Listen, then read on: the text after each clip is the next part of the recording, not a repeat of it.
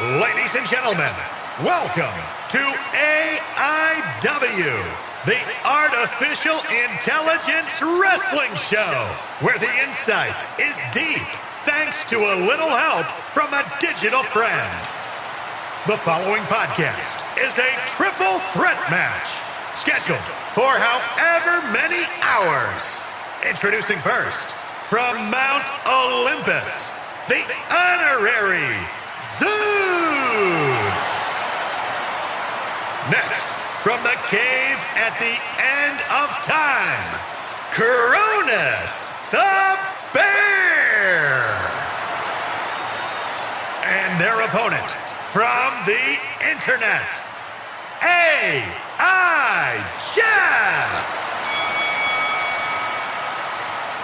Hello, welcome back to AIW's Wrestling Recap. Cronus, see, it's Sunday, day of rest. It is. And we're working. Yeah, still working. Still working. Doesn't feel like artificial intelligence wrestling without Jeff here. No, it's a bit strange. No, this is low IQ wrestling. But LIW. Zero intelligence wrestling. That's it. Without Jeff, we are just a shell of our former selves. But yeah, we're here to talk about the week's wrestling. So Raw, Dynamite, SmackDown. A mixed bag, I thought, this week. Yeah. But we'll get into that. And we are going to kick off with a very good Monday Night Raw. Oh, yeah. It was pretty great. Following on from SummerSlam. Yeah, felt like a Raw after WrestleMania, didn't it? With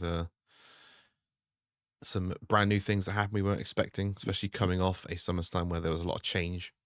A lot of development in things. So, and we started off with a bang, didn't we? We did. Started off with a returning Ludwig Kaiser. Yeah, always good to see Ludwig Kaiser. Yeah. Definitely good to have him back. Brings another sort of element to the Gunther title reign now as well.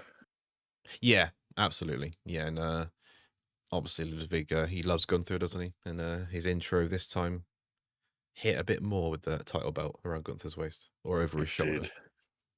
Yeah. Ladies and gentlemen.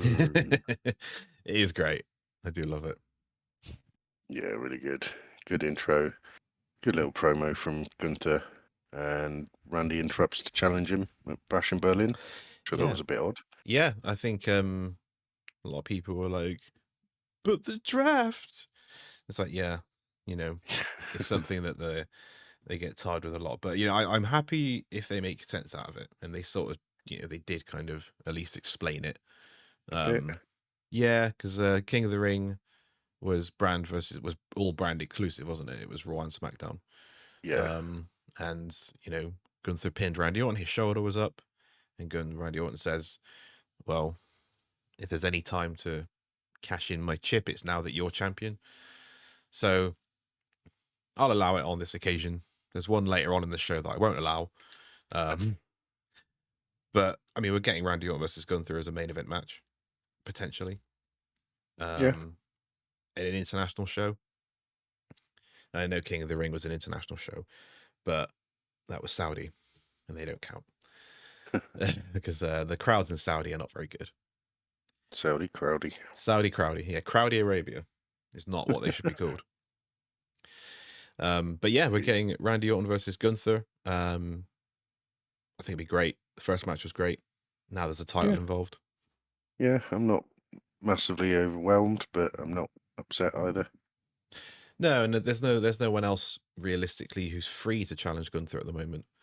No, they kind of made sense as well after, you know, not being pinned at King of the Ring. Yeah. I'll allow it. King and Queen of the Ring. I'll let them. I'll give them a pass. Oh yeah, King and Queen of the Ring. Yeah. God, imagine crowning a queen in Saudi Arabia. Feels odd. But they did it. Fair play. Yeah, they allowed it. But yeah, that was a strong start to the show. Yeah. And this led into resuming another rivalry that was halted by injury slightly with Sheamus and Ludwig. Yeah. Having a match back. Very good match, I thought. Hard hitting. Just what you want to see. Exactly what I've written. Especially given that both of them are back from pretty recent injuries. Yeah. They just went ham. Yeah, and they both add a lot to that division, don't they? You got Sheamus, who's the experienced one. Ludwig, who's kind of coming into his own as a singles wrestler. Especially now Vinci's gone.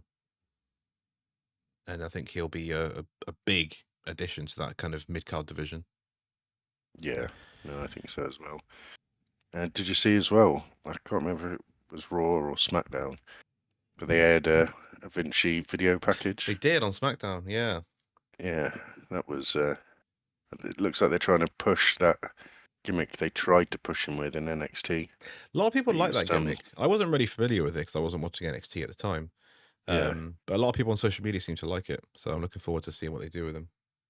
it does kind of suit him. He's a great wrestler. Yeah, He's unbelievable in definitely. the ring. So I'm hoping that he gets a bit of shine. He was drafted. Obviously, he was approaching Odyssey Jones territory, wasn't it? Of Yeah. being drafted and never being used. But if Odyssey Jones can do it, which we'll talk about later, then Giovanni Vinci can do it. Hell yeah. We got more Pete Dunne here, didn't we? More Pete Dunne, Sheamus We did. interactions. Pete Dunne trying to use the shillelagh again, was it? Yeah. It's good to see the Shillelagh back. Yeah. Definitely. So is this leading to a Pete Dunne Sheamus match? Yeah, it's got to be. Yeah. Probably a bash. Be fine Grudge with that. match. Be fine with that. Form of like Irish-British street fight or something. Yeah, good old fashioned. What's the German equivalent to a Donnybrook? I don't know. we'll get Jeff to make one up. But yeah, who won this match? Was it Sheamus? Was Sheamus, wasn't it? Can't remember actually. Yeah, I think it was Sheamus. He won with a brogue kick. Okay. And then we were swiftly moving on to Priest marching out to the ring. Yeah. Calling out Balor, understandably. Yep. Obviously, this is exactly what we needed. It was something that has been building for a long time. So I was glad to see Priest very angry. I didn't want to see him come out and cut like a heartfelt babyface promo. Yeah, no, that's not at all what he needed after that. Nope. But we got a Finn response, but on the Titantron instead of IRL. Yeah. I guess you'd say. Yep. Saying that Priest betrayed Judgment Day. Finn waited a year after Priest sort of screwed him out of the title at SummerSlam last year Nice to stab him in the back. Nice callback that was, yeah. I thought it was a very good promo by Finn. Yeah. And then he sort of kind of brings in the new Judgment Day into shot, doesn't he? Yeah. And this new Judgment Day, man. Oh my god. It's basically Finn, 3 jobbers, and Liv Morgan. It just doesn't look anywhere near as intimidating as the original Judgment Day. No. So no, but I like what they're doing. Yeah, I don't think this will be a thing for very long. But in terms of what they've done and the kind of betrayal of Priest and Rhea, yeah, it's been done very well. Yeah, I think so. I think we're going to get the mixed tag match at Berlin. So it is going to be Priest and Rhea versus Dom and Liv, I think, and then we'll save the blood feud for Bad Blood. Yeah, I think so. That makes sense. But yeah, definitely looking forward to Bad Blood. And I do want to mention, it's a very brief segment after that, but it consists of Pat McAfee rinsing Cole for his Triple H water spit. Oh yeah, that was great. Really flaccid. Yeah, it was. There was no spray, was there? No, there was not. It was like one of those those water fountains at school when you press the button, water comes out. Yeah, that's what it was like. Got to get right in close because the pressure's awful. We love Michael Cole. Just get into those diseases. Michael Cole signed a new contract, by the way. Has he? Yes, he has. Nice. And I think Michael Cole is heading over to SmackDown soon because Joe Tessitore is going to be the new play-by-play on Monday Night Raw until Netflix starts. So, yeah, I saw that. I don't know who he is. He is a very good commentator in boxing, Monday Night Football, and he's been a wrestling fan all his life, so he knows the product. So he's kind of like Pat-ish. Yeah, he's more of a play-by-play. He's a very good commentator in terms of his enunciation, delivery, emotion. Very, very good. Well, so being a fan, he knows the product. Yeah. Unlike that, Yeah, the last time they kind of tried this. He loves the product. Yeah, it's not going to be a Kevin Patrick 2.0. Yeah. But yeah. Yeah. Next up, we had Lyra Valkyria versus Shayna Baszler. Yep, with Team Forehead in tow. Team Forehead. I did not care about this match, and it ended pretty quickly. Yeah, they're building something here with all these trios. I don't know whether it's War Games or whether it's some kind of trios titles. I hope to God not. Please no. No, but yeah, nothing really happened here. We had a brawl, but Damage Control came out as presumably babyface again. Yeah, nothing really much to say here. Just a DQ victory. Yeah, that's it. Yep. Cut and paste. Yeah, cut and paste. Then we had another pretty good Final Testament promo. Yeah. From what's his face, Cross. Yeah. About the death of the New Day, just bigging up Authors of Pain versus the New Day later, really. Yep. But and then we had Punk walking down a hallway, then some ads, and then a segment with the Creeds and Ivy backstage, with Ivy talking to Maxine about the Creed's behaviour, and the Creed sort of walk off and then come back with Chad, and there's a whole sort of segment about Alpha Academy keeping the name, I think. Yeah, we'll find out later on what the new name for Chad's stable is. Yes. Chad's Gable Stable. The Gable Stable. They should have called them the Gable Stable, shouldn't they? I mean, really? What are they doing? They missed a trick. Yeah. Hire us. Please.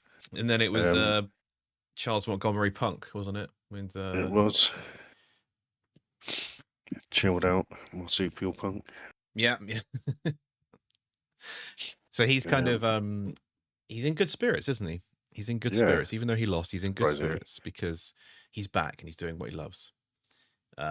And I think at this point you could tell that it's not over with Drew, but he's interrupted by Seth Franklin Rollins. He is, and we got serious Seth. He was very serious. Which is what I've been asking for the past 2 fucking years or whatever. Still dressed like an idiot, which made it even funnier. Actually, serious. Like, I don't really mind the dressing up. It's just the kind of dancing and singing stuff. It's just like it's so old now. Yeah, I want it did feel different. Like, it makes me miss authority Seth. Like, it makes me miss that Seth. Just the Seth who just didn't care about anyone but himself and was a complete asshole.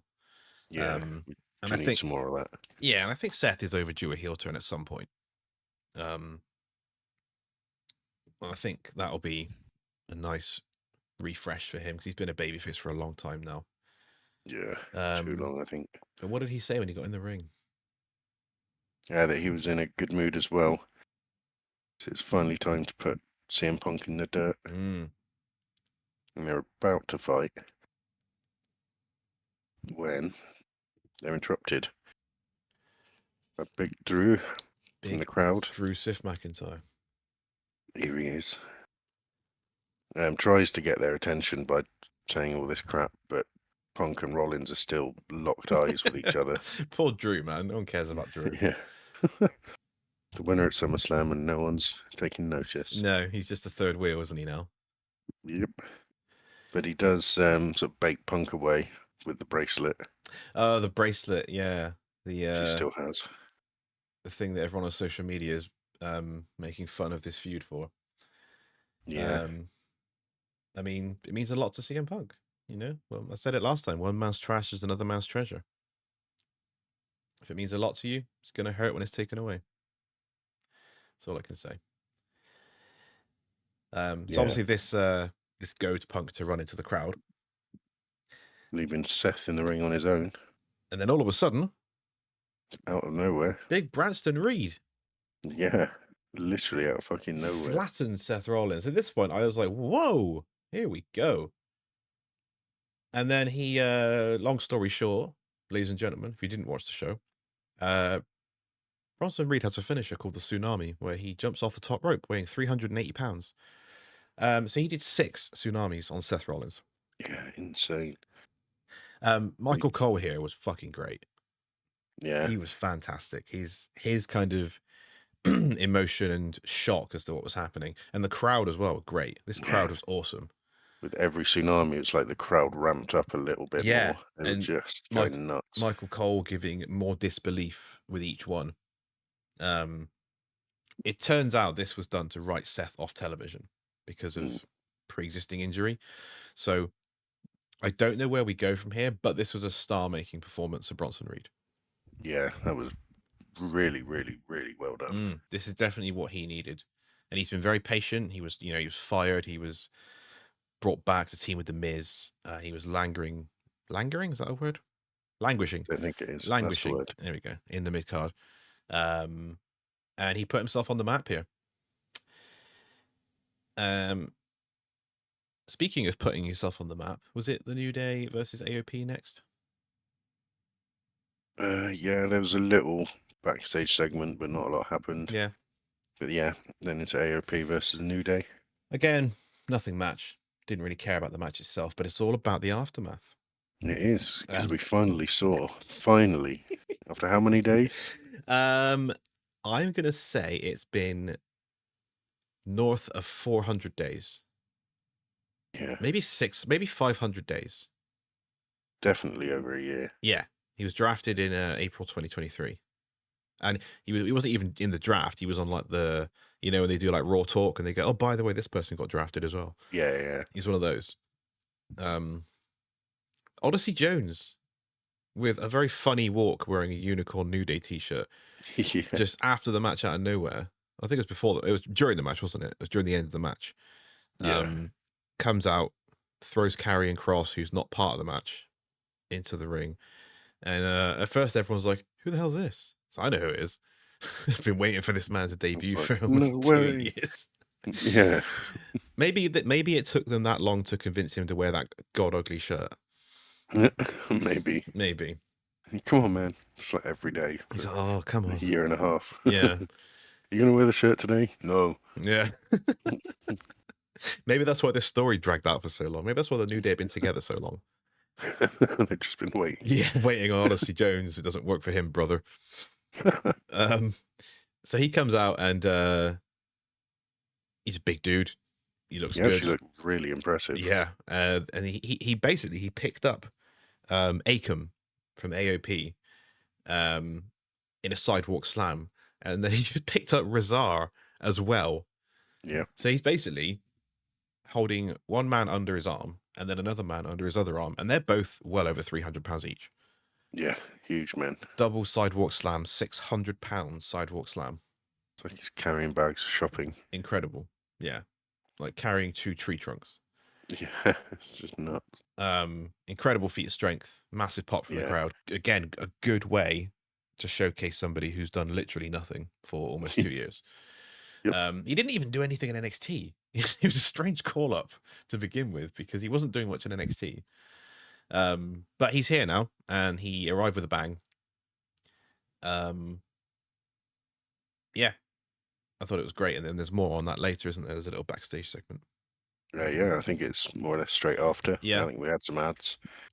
And then Kofi and Odyssey Jones are excited backstage. But Woods is not so excited. No, and Kofi actually explained it quite well. They hung out in the Performance Center when Kofi was rehabbing his injury. Makes sense. Yeah. That's where you would be. Xavier not impressed. They're sort of teasing, Karrion Kross is saying, "Come here, Xavier," and Xavier's like, "Oh, I don't want to." And then Kofi's got Kofi's got a new friend now, so he's like, "Oh, maybe I do want to." It's just the way you said it. No, I don't want to. No, Mr. Cross. I mean, I just can't see Xavier Woods with Karrion Kross. That's just such a weird. No, it is. Yeah. I mean, after like what 11 years of the New Day.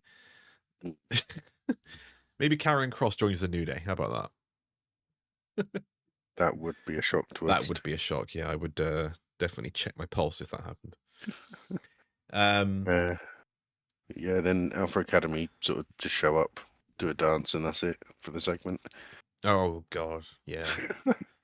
Tozawa, that's nasty. I was waiting for Xavier to say that, but he didn't. Next up, was it A-Town Clown Under? It was. Versus Awesome Truth. I mean, why are they on Raw? Who I cares? don't know. Yeah. They teased a Miz and R-Truth breakup. Great. Yeah. Thanks, guys. Yeah. Not much really happened there. I noted, to be fair, Theory did bump like a champ for Jelly Roll the night before. Yeah, Theory. I think Theory and JD McDonough are probably two of the best sellers in the company at the moment Yeah. in terms of making people look good. With JD doing the not JD Theory doing the job for a music artist. Yeah. I mean, fair play to him. Yeah, and it's not I do give him lots of shit, but it's not the first time he's you know, been a punching bag at a big show. You know, he's done it at WrestleMania. He did it at Money in the Bank. yeah, But he yeah, is paying dues. he's paying dues. Yeah, and I think JD McDonough's doing the same thing. And I see bright Yeah. futures for both these guys. But yeah, R-Truth and Miz tease a breakup. I thought they were going to do it there and then in the ring. You know, then Miz was doing the handshake and the hug. I was expecting a low blow, but Yeah. hopefully Not that yet. tag team ends very soon, because if they are going to have Miz on TV, he has to be a heel.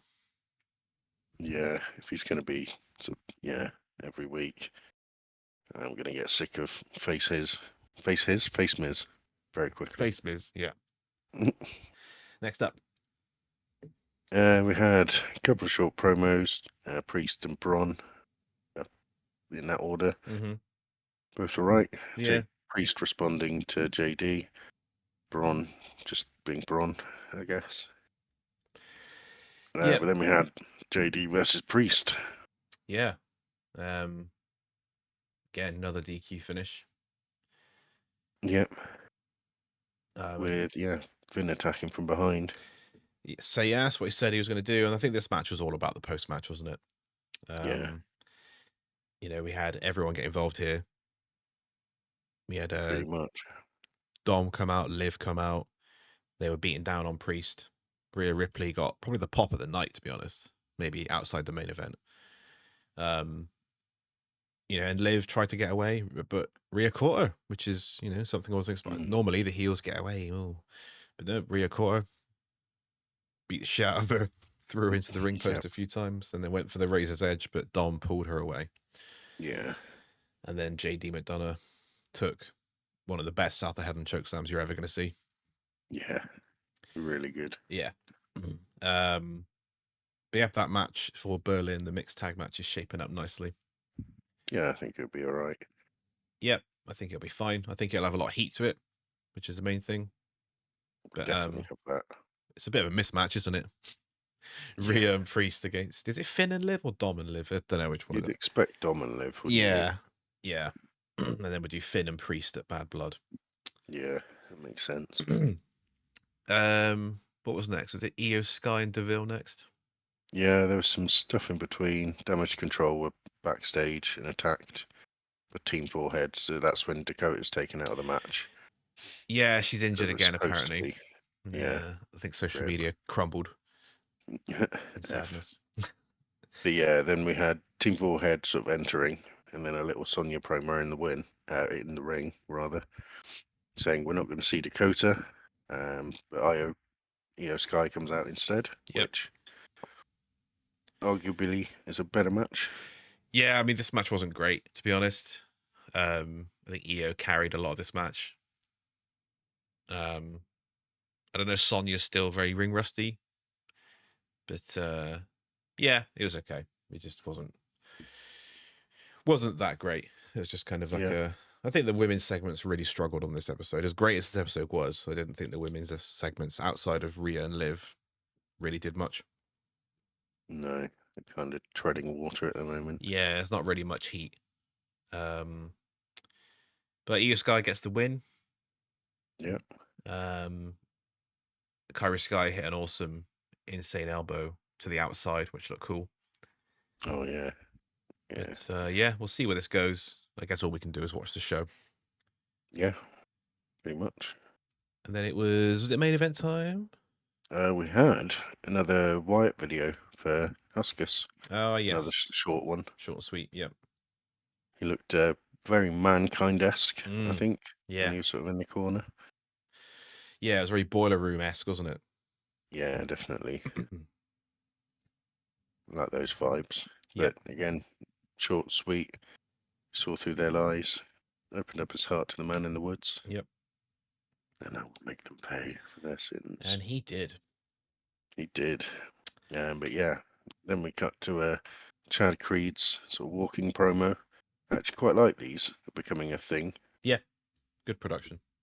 It's like you know, those doctor dramas, and they're walking down the hallway going like, "You need to do this, this, this."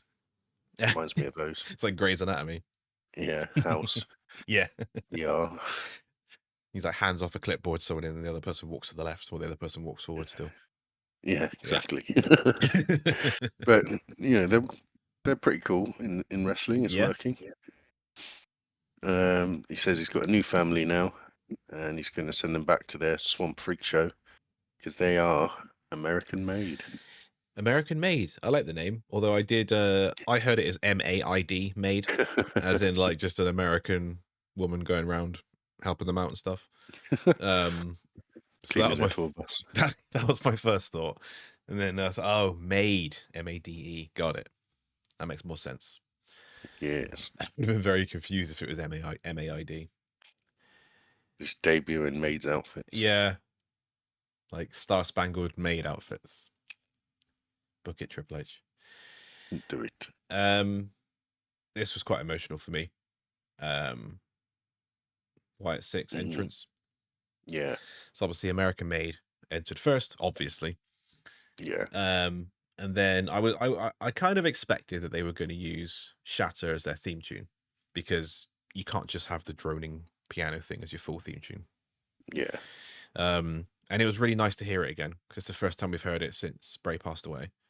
Yep. I've noted piano note finally turns into Bray's old Fiend theme. You can sort of tell, because when the piano note's going, I think in like the third bar, there's a second piano note higher on the scale. Yeah. And that's not present in the ones they've been doing before. So when you sort of hear the dual notes, that's when you know it's going to be the full song. Yeah. And it's a great song as well. I really like the song. I love Code Orange. I love everything they do. Grown on me a lot. Yeah. And Code Orange are great. Yeah, great entrance. Obviously Bo Howdy sitting in the rocking chair, which was nice. Yeah. This was stays there during the match, sort of on the ramp. This was the arena where the Wyatt family debuted. Same arena. So it was just a nice throwback, and I can see now why they did it on Raw. And I thought the match was good. I thought Loomis particularly was very good in this match. Yeah, I've not seen a lot of Loomis previously, either in NXT or since being called up, but he was really impressive. And he's no spring chicken, but it's nice to see him get some shine in ring. He's got a great character. He looks amazing. Yeah, the new look is phenomenal. Yeah, and Gacy's a great worker. We know Gacy's a great worker from NXT. Yeah, he's a big guy. He's like he reminds me of Kevin Owens in a way, in terms of his size and what he can do, athleticism wise. And Rowan's a good hand. You know, we know Rowan's a good hand. He's a good big man in a tag team. Yeah, haven't seen him for a while, but yeah, he did all right, I think. Yeah, I thought the match was good. I don't think it was ever going to be a classic, but I don't think anyone expected that. But that did everything it needed to do. Nice springboard clothesline by Gacy, which is one of his signatures. Yeah. I love the fact that when he hit that, it cut to Howdy just kind of laughing, but you knew that it was just Bo being really proud. Yeah. So that was nice. Definitely. I think this was a very predictable result here. They weren't going to lose, were they? No, definitely not. Loomis gets the pin on Chad Gable with a frog splash. Yeah. Which is interesting. I like that. After a Rowan claw slam. Yeah. Good to see. Yep, I think obviously the Creeds and Gable were great. I thought it was a good match. I thought it was a nice way to end the show. And it was nice to actually see them in the ring. And all the criticisms about, what's going to happen when the bell rings? Well, now we know. And yeah, I think during the match, commentary was saying that, like, referring to the Wyatts as men who believe they're the characters. Yeah. Which I think is a really good way to position it. Yeah. to not lean too much into the psychological spooky stuff, but have it work. Yeah, it's bordering on like a Stockholm syndrome kind of thing. Yeah. Yeah. I mean, obviously, I don't think it will get to that level because I think they do want to be there. But they've obviously been, you know, in kayfabe, Howdy is running a cult, and Yeah. they are members of this cult, and they have pledged allegiance, and they believe they are representations of, Bray's psyche, which I think is great. I love that kind of stuff.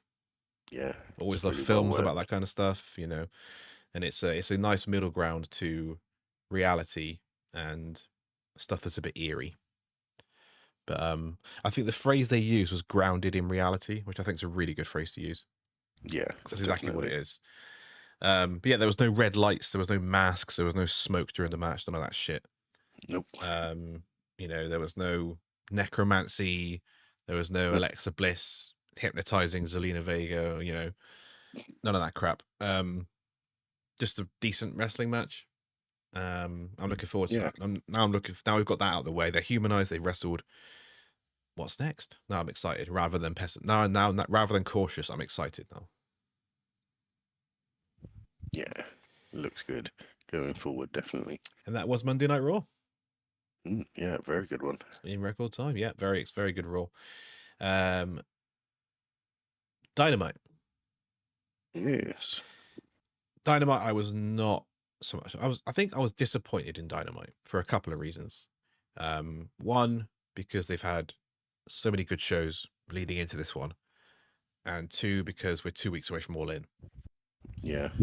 And I think Dynamite was, if I could summarize Dynamite, I would say that it started well and ended all right, but most things in between wasn't really a fan of. Bit ineffectual. Yeah, and there was a lot on this show that didn't make sense as well, but we'll go through that in a minute. So we started with MJF, which last week we said this is going to be the norm now. MJF's kicking off the show. And he went one-on-one in an eliminator match, our favorite. Yay. With Kyle Fletcher. Let me remind people listening, Kyle Fletcher has 0 TV wins in 2024. Just going to throw that out there. It was a good match. Yeah. It was a good match. Kyle Fletcher's great. He's a fantastic wrestler. And MJF's great. I think, the fact that Kyle doesn't have any TV wins in 2024, and then you have him push MJF to his limit, do you know what I mean? It kind of just is something that I think is a little bit mismanaged in terms of building somebody up to be a threat, rather than just plonking them and saying, "Here you go, you're a threat." He's like, "I haven't won any matches all year. I don't care. Go and have a banger. Be a threat. Go and have a banger." Yeah. So I think they could have done more with Fletcher to kind of. I meone Fletcher been doing for the last 6 weeks? Nothing. Not a huge amount. No, was he on Ring of Honor? Not sure. No one watches Ring of Honor. Nobody in the world could tell you. Only Tony Khan could tell you. Yeah. But the match was great. It was great. MJF did his heel stick. Yeah. Start to the fans. Standard. Yep. He's the American hero. And yeah, it's went 20 minutes? Maybe? About that, yeah. Yeah. We had Don Callis on commentary. Always good to see Don on commentary. They had the commentary table at the top of the ramp. Yeah. Which I've been seeing that a bit more recently. Yeah, I do like it. It's a nice little throwback. Reminds me of when Kane made his entrance and Jonathan Coachman fell out of his chair. That was a classic.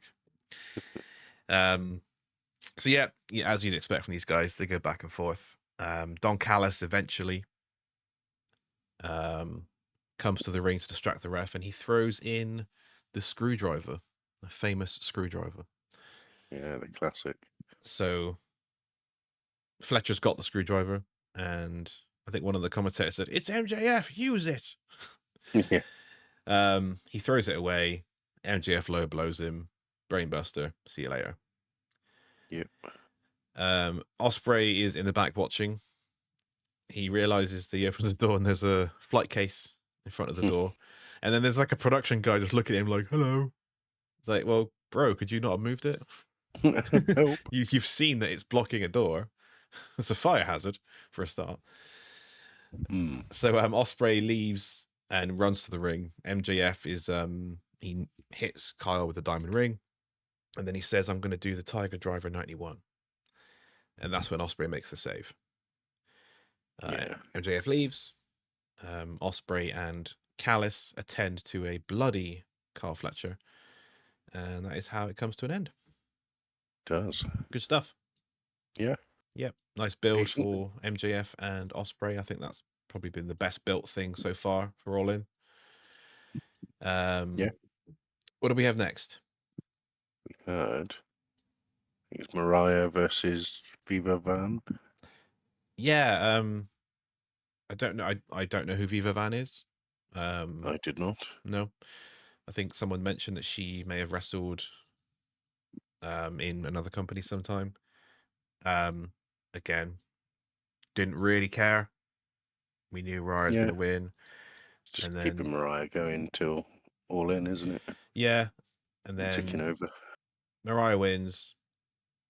And then after the match, she's given what looks like a portrait gift wrapped.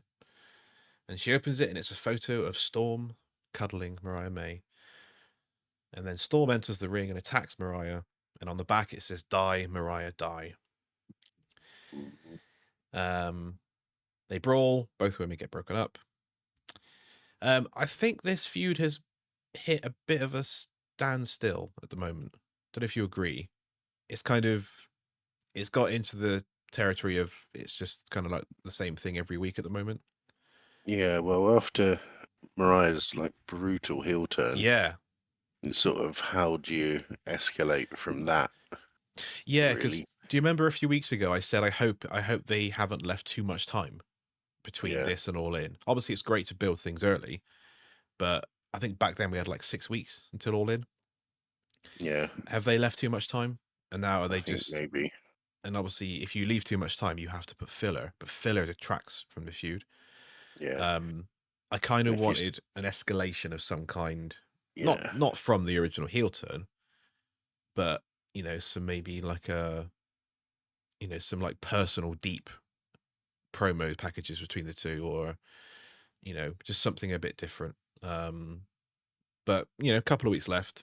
It's going to be a great match. Mariah's going to win.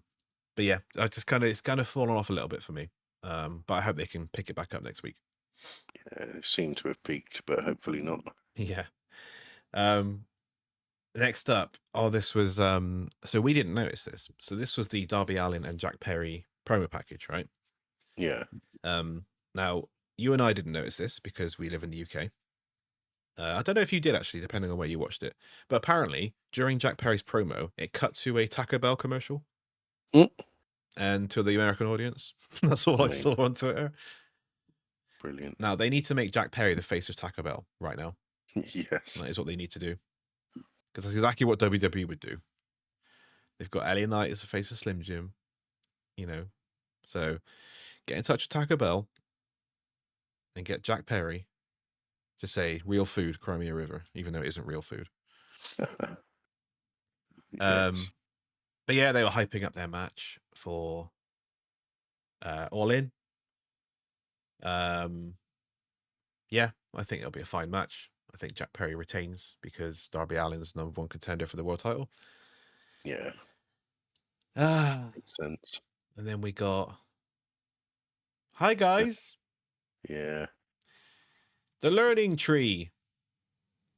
I'm starting to tune out of these segments now, which is it's not good. No, it's not good. It's just sort of I'd go further than that and say it's not good. I say it's fucking terrible.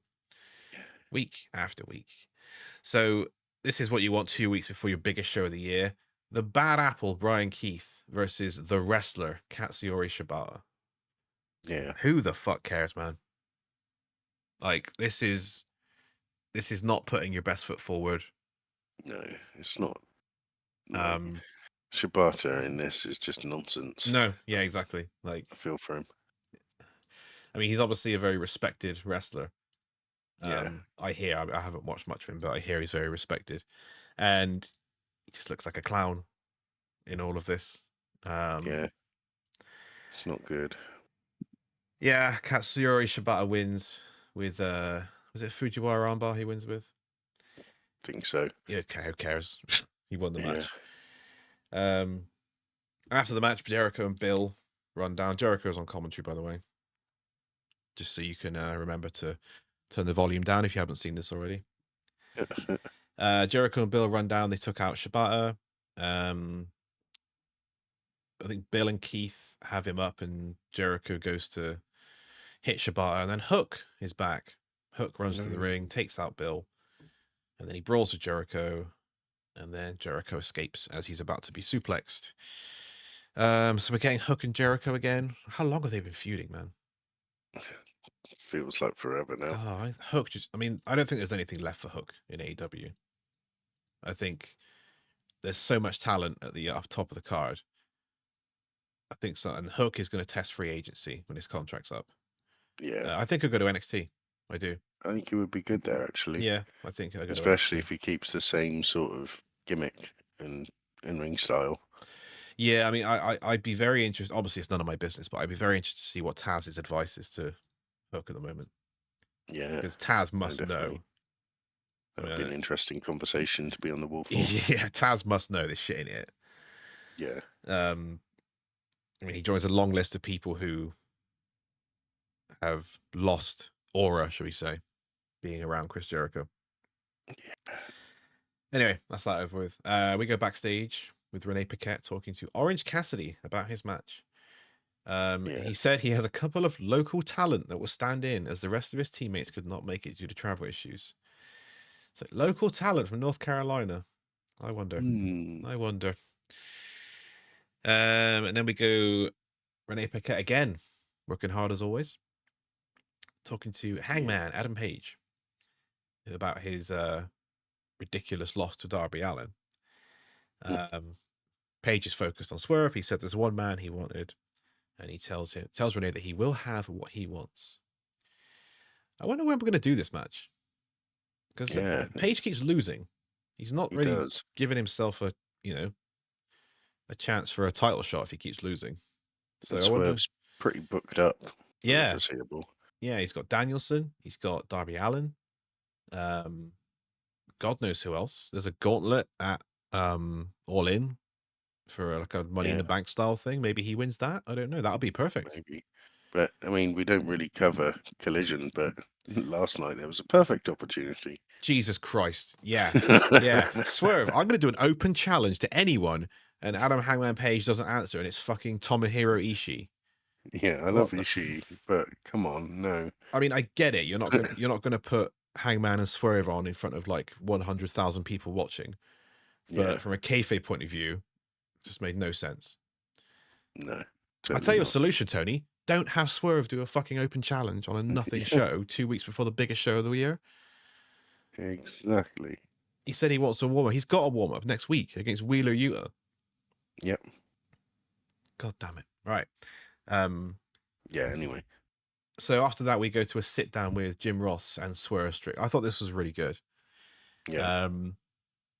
I think we mentioned it. It was saddening to see and hear Jim Ross in the current state he's in.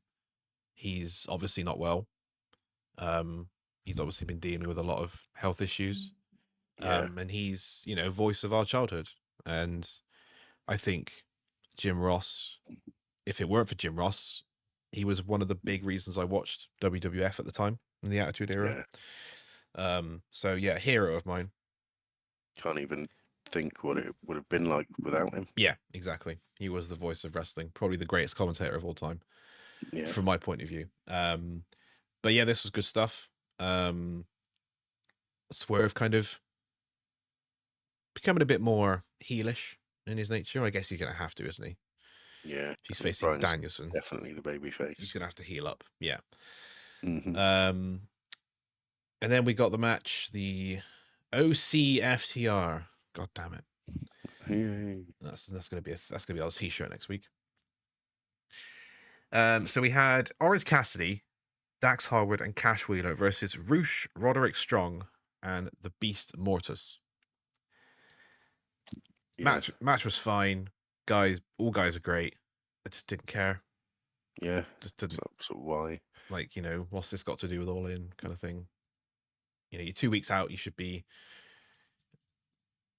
putting your best foot forward. No Elite on this show. No. And we know why now. Yeah. Because of they've got a lot of time off in their contracts as the champions. 2 weeks before the biggest show of the year. This was fine. A good match. Again, just no investment at all. No. Wouldn't look out of place on Rampage. Good wrestlers, but not really much going on with them. It's a Rampage match, isn't it? Yeah. FTR and Orange Cassidy win. Yeah.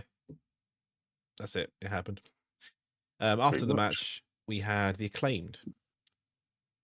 So this is really confusing, right? So the Acclaimed and FTR are for some reason fighting over who gets to challenge the Bucks, presumably All In, right?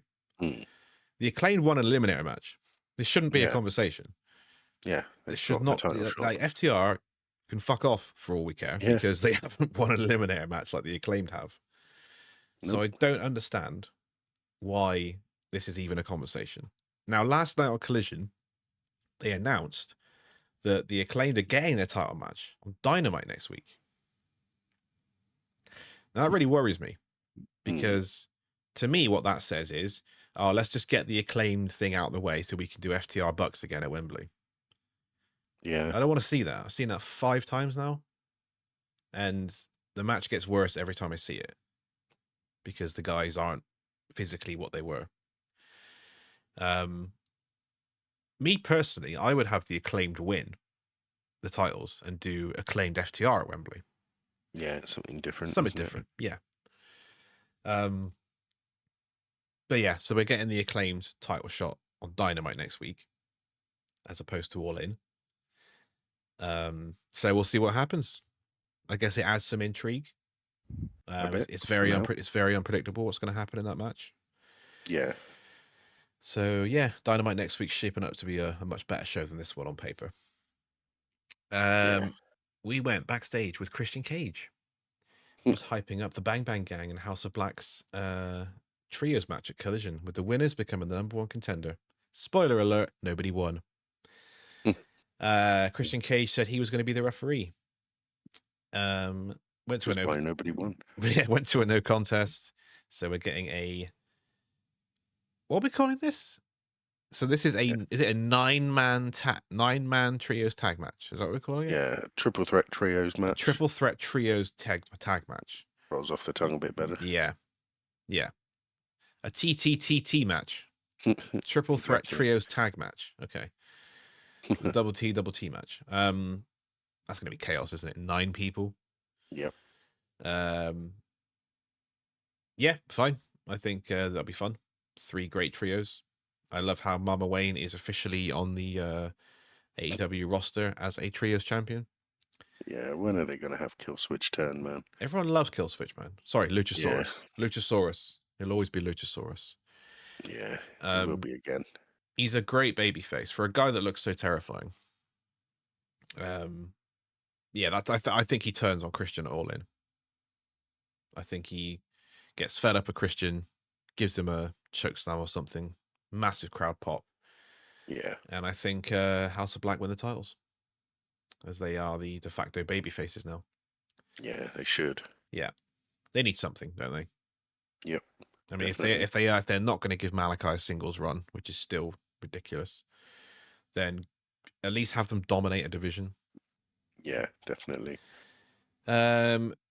We have a vignette featuring a Hologram. Hey. Hologram. He's quicker than a hiccup, isn't he? He is really good, in fairness. He is very good. Things about Collision at the moment. Yeah, I said to you last night, I hope we get some more kind of investment in him than we did for the likes of like Commander and Vikingo. Yeah, I think we will. It's more of a Tony Khan pet project. Yeah, because he's actually signed, isn't he? Yeah. Yeah. I don't know if there's a language barrier. Probably is. Give him a mouthpiece. Get him involved in some decent storyline. He's a great wrestler. He does exciting things. Get him involved in some storylines with a mouthpiece. Yeah, push the guy to the moon. Why not? I mean, the Lucha Brothers are leaving, so they kind of need to, replace that sort of talent pool with players who are going to be featured on Dynamite rather than Collision, because that is the A show. Let's be honest. Yep. Until they do a brand split. Oh boy. Say hello to your CEO. Brick House. We got the brick shit house. Camille. She's not shit, but yeah, go on. No, she's not shit, but she's the brick shit house. The brick house Camille with Mercedes Moné against should we say two of the most unenthusiastic jobbers you've ever seen? Yeah, I think that's fair. I saw someone say one of them looks like they just smoked a blunt and the other one looks like they just woke up. God, man, they were not happy to be there. No, when you're getting rinsed by one woman, it's probably not a good look for you, wherever you're from. Just take your money and go home, innit? Jasmine Howe and Clara Carter were the jobbers. Yes. I would say happy to be there, but they definitely were not happy to be there. No. This ended very quickly, blah, blah, blah. Mercedes Moné grabbed the microphone, unfortunately. And she says, say hello to the brick house. Hello. Hello, brick house. How you doing? She then says Britt Baker was suspended until All In. She says Baker is not here tonight. She talks about how Britt was the first, but never the best. Oh, this was bad, man. This was nails on a chalkboard stuff. She says she is the best in AEW, and then Tony Schiavone interrupts her because he's like Britt's best friend, apparently. I don't know why they've always been close on TV. Is there anything backstory to that? Are they like legit, real close friends? I think so, yeah. Yeah. Just buddies. Yeah, fair enough. And he says that Tony Khan has overruled the Elite and lifted the suspension on Baker. Oh, this pissed me off, man. This whole story of the Elite taking over AEW has just gone off a cliff. Yeah, it's really not been done well. No, it really hasn't. Like, the opening angle where they beat up Tony Khan was great. Yeah. And now it's just been a case of, I made this decision. I'm overruling it. Okay. Let's get Christopher Daniels in. Okay. What's he done? Absolutely nothing. So Tony Khan's overruling the Elite. So what was the point of Anarchy in the Arena and Blood and Guts? Yeah. Are there no stakes? There's no threat to the company. There's just nothing. I don't understand. Has it paid off now? Is that it? Was Blood and Guts the end of it? The Elite are on holiday, apparently. Oh, I don't know. It just annoyed me. It just annoyed me because it's disappointing. This could have been one of the best stories AEW's ever done. Because I know they've been criticized for AEW does have stories, but they need a story that's gonna carry them week to week over months. Yeah. They need a Bloodline-esque story, not just stories that go from one pay-per-view to the next. They need something big that just goes for months and months and builds and builds. And this could have been it. And I was hoping it was going to be it. And it's just turned into nothing, essentially. Yeah, pretty much. So disappointing to say the least. Yeah. So Britt Baker's there. She says, when things don't go Money's way, she takes her ball and goes home. Shots fired. Indeed. Baker says AEW is just the flavor of the month for her. She says at All In, she will be the first woman in AEW to beat Mercedes Moné. Didn't really care for this. I think it's kind of been overshadowed by real life events. Yeah. Speculation about behavior from various people, including Britt Baker. Didn't really care for this at all. Just want the match to happen now. I think it'll be a good match. I think the crowd will be up for it. But then we go to a video package hyping up Danielson and Swerve, which I thought was good. And then we got the main event, which was a Anything Goes match. Jeff Jarrett versus Bryan Danielson with for some reason, Ricky the Dragon Steamboat as a commentator. Fair enough. Always nice to see Ricky. Yeah. Now, I saw a lot of people say, why are they putting Danielson in a match like this, given his health? I think this was probably a safer match to do rather than a wrestling match. Yeah. Because if his neck's the problem, then brawling around the arena is probably safer than landing on his head. But Jarrett surprised him during his entrance, hit him with a guitar. And this wasn't a Jarrett heel turn. This was basically Jarrett saying, be prepared for anything. Yeah. It's like, preparing him for the ruthlessness of Swerve by trying to be as ruthless as he can be. Yeah. This was fine. I mean, I don't really want to see Jeff Jarrett main event in 2024, but, you know, it is what it is. Yeah, I thought it was good. He's part of the story. Yeah, it was good for what it was. They brawled and brawled and brawled. Obviously, Danielson wins. They all kind of showed respect afterwards. Karen Jarrett, Sonjay Dutt, and Jay Lethal, etc. Yeah. And then out comes whose house? Swerve's house. It's Swerve house. That's whose house it is. I think you'd know by now. He grabs the mic and he proper healed up here. He says, we witnessed 3 great legends on TBS. And now we get to see Swerve Strickland. The 3 legends he was referring to were Jeff Jarrett, Ricky Steamboat, and I can't remember the third one. Oh yeah, it was Ricky Steamboat, Jeff Jarrett, and now we get to see Swerve Strickland. He says the only thing standing between Bryan and the title is Swerve himself, and that he will retire Danielson at All In, and his legacy will be his. He asks Bryan how he's doing after the Jarrett match, and then says, imagine what he'll do to Bryan. And then Swerve says, next week, I'm gonna face Wheeler Yuta, which I thought was really random. He says he wants a warm-up. Obviously, he wanted another one last night against Tomohiro Ishii. Swerve says he wants Bryan to have a front row seat and show Bryan why he is the most dangerous man in AEW. And that's how the show came to a close. Yeah. Yeah, wasn't really for me as a whole. Bookends, yeah. Yeah, ending was good, beginning was good, things in the middle. It's what we call a shit sandwich. 2 nice pieces of bread with a load of shit in the middle. Yeah. But yeah, that was AEW Dynamite. Was. SmackDown. Yes. SmackDown. I haven't been this excited for a SmackDown. I hadn't been for a little while. Yeah, and Quite nice. I thought it was an okay show, given the expectation. I thought it was an okay show. I thought I don't think it was as good as people were expecting. But we started off with Cody Rhodes. Yeah. Cody Rhodes. Obviously, he defeated Solo Sikoa at SummerSlam. Yep. And he was out there. He was doing his thing. What do you want to talk about? I'm so sick of that. Yep. And then he's interrupted by Solo Sikoa. So Cody basically says that he's thinking about who he wants to give a title shot to. And he says, and this guy, and the Solo comes out. Yep. Now, Solo tells him he doesn't care what he wants to talk about or what the fans want to hear. And he basically says, I'd be champion if it weren't for Roman Reigns. So they go back and forth.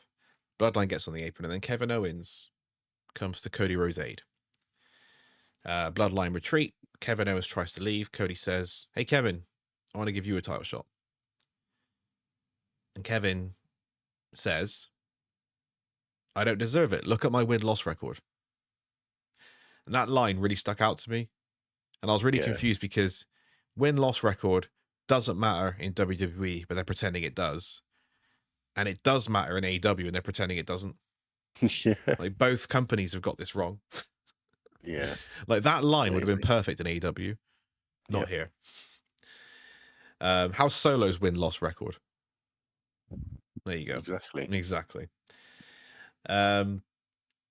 So it's a back and forth. It's basically a back and forth between a champion wanting to give someone a title shot and the challenger keeps saying no. Mm. It was great. Fans chant, "You deserve it." He said he's going to talk to Nick. Cody says he's going to talk to Nick Aldis and see you at Bash in Berlin. And then we went to Byron Saxton, the man with the suits. He was with the Street Profits. Yeah. B-Fab said the Street Profits are motivated, determined, and on point. Montez Ford sarcastically congratulates the Bloodline, but the real Tribal Chief is back. And all that stands in their way of Tag Team Gold is A-Town Down Under. And obviously the other team who won the qualifying match. And then we went to this match. A-Town Down Under versus the Street Profits. I said this on social media. Now that the Bobby Lashley situation seemingly is resolved because he's now a free agent, I'm hoping the Street Profits can get a bit more focus and more shine. Yeah. And they That's won. what we needed in a tag division.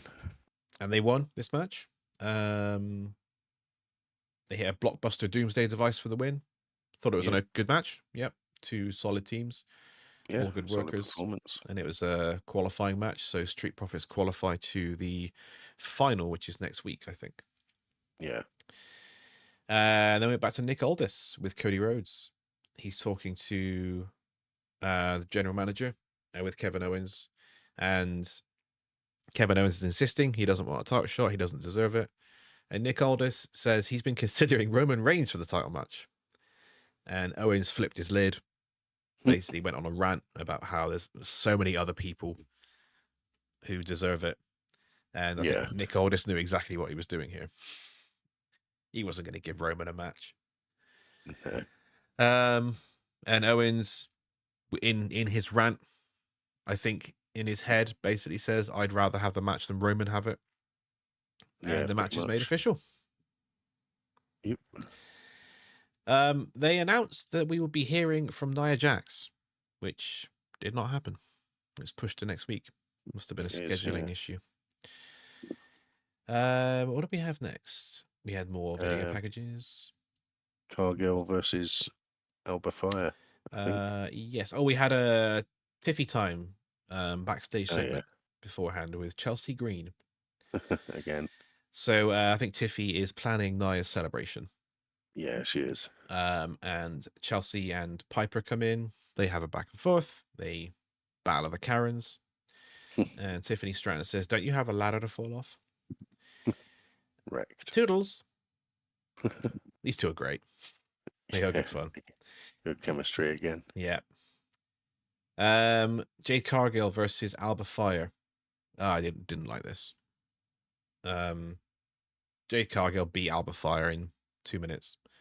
Yeah. Alba Fire is a champion. She lost. Looks like a loser.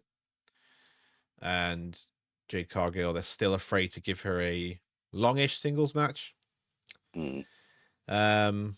Yeah, wasn't a fan of this, how everyone was presented. I guess they're going to get another tag title match. And the only way the heels can win is if they don't win clean. But then that gives the faces another chance because they didn't win clean. Or I can only see them getting the titles back. That's the only way I can see it. Yeah. Blair Davenport attacked from behind as she's now part of this trio. And then Naomi runs down for the save. So we did get our prediction of last week that Naomi was going to join Belair and Cargill. And we have yet another women's trio forming. War Games, maybe. Yeah, I hope War Games rather than any form of trios title. Yeah. On WWE. Yeah, exactly. LA Knight wants to talk to you. He can indeed. He can indeed. He comes out, he cuts the promo, and he is interrupted by Santos Escobar. Yes. And Escobar made me laugh here, man. He was good. He's a great heel. He's a good talker. He's probably the best outside of Rey Mysterio, the best luchador talker they have. Yeah. Escobar runs down LA Knight, and he says that LA Knight will be in the spotlight only for a moment. Escobar says, "This is a fact of life. He is the one who truly deserves to be United States champion." With everybody saying Escobar C. That was funny. Yeah, I like that. Knight says he couldn't hear what Escobar was saying because Tulsa kept telling him he sucks. Yep. Andrade makes his way to the ring, and we had Santos versus Andrade. Winner would be the number one contender for the United States title. Before that, we had a Giovanni Vinci segment. Yes. Let's go. Hopefully we see him next week.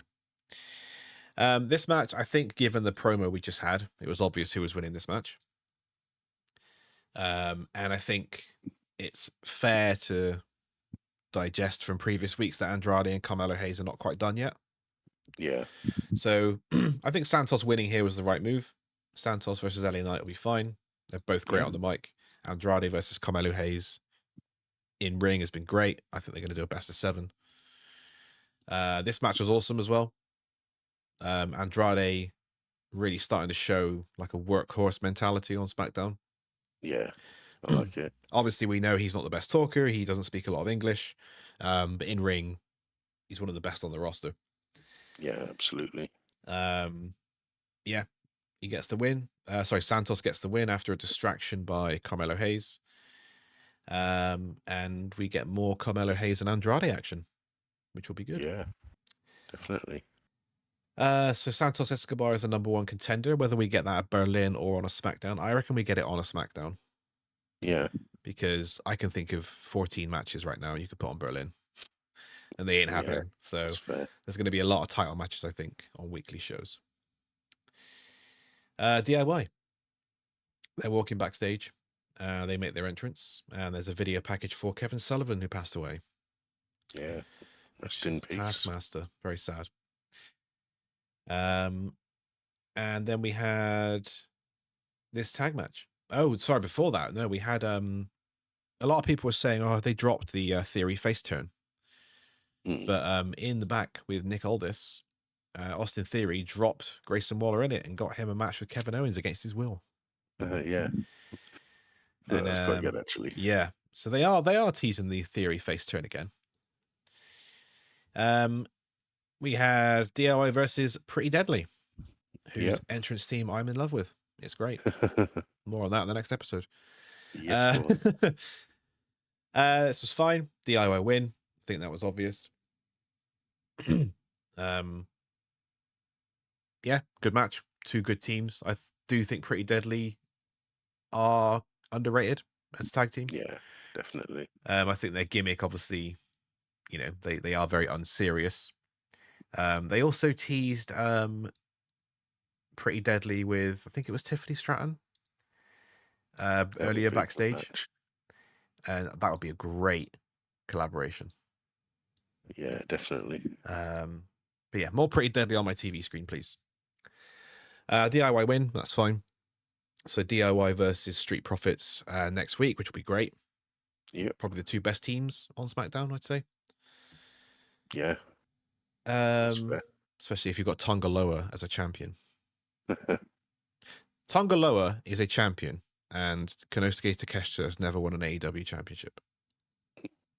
That is some criminal stuff. Let that sink in. Let that sink in. He's asking to come in. You gotta let him in. Main event, Bloodline.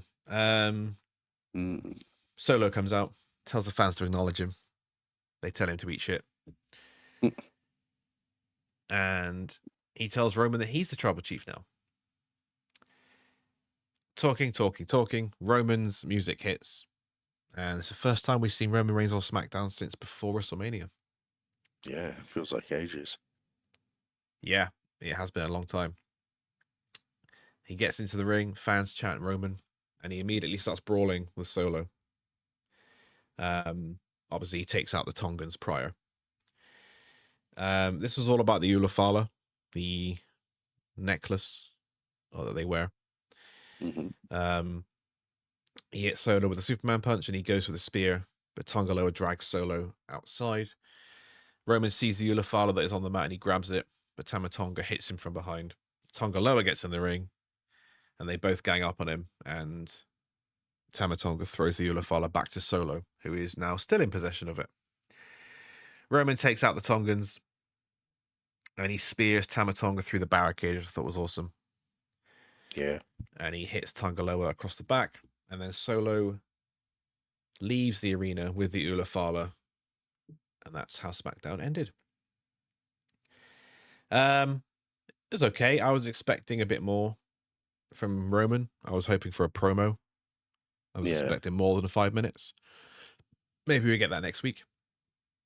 Again, a bit of a shit sandwich in a way. Not as much as Dynamite. There was a bit more in the middle that I liked. But it was okay. Raw was definitely the best show by a mile this week. Yeah, easily. But that is our wrestling recap. Yeah. And we will be we'll be back very, very soon with our top 10 theme songs of all time. Yes. Yeah, Jeff's back as well. He's got his top 10 theme songs. You know he has. Yeah. I'm interested to hear his, I think. Yeah, he's got some. He's already told me his. He's got some interesting ones. Not what you might expect. Not as predictable as his finisher one, Jeff. Yeah. But we'll see you guys on the next episode. All right. See you soon. Bye.